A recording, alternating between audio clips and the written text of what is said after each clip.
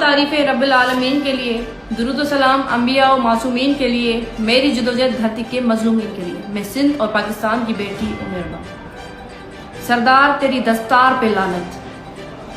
آج میرے والد صاحب، دادا اور چچا جان کے قاتل 8 مجرم، 8 کو عدالت کی جانب سے باعزت بری کر دیا ہے۔ میں سمجھتی ہوں اس فیصلے سے یہ ثابت ہو چکا کہ عدالتیں شاید یہ پیغام دے رہی ہیں سرداروں اور وڈیروں کو کہ آپ کے پاس لائسنس ہے، آپ جائیں، جس کو قتل کرنا چاہیں، جس طرح کرنا چاہیں، یہ عدالتیں آپ سے نہیں پوچھیں گی، کچھ بھی نہیں کریں گی۔ مگر میرے حوصلے اب بھی بلند ہیں۔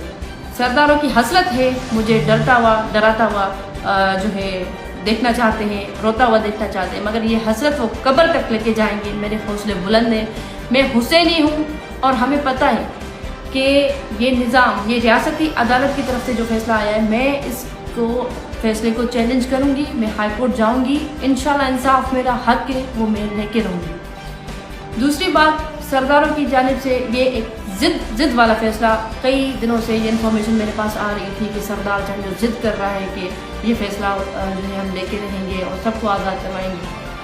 تو سوال یہاں پہ پیدا ہوتا ہے کہ 3 قتل ہوئے ہیں اور اس میں ایک بھی مجرم کو سزا نہیں ملی۔ تو آپ سب خود سمجھیں، شعور مند لوگ خود سمجھیں کہ یہ کس طرح کا فیصلہ ہے، کہاں سے آیا ہوا فیصلہ ہے۔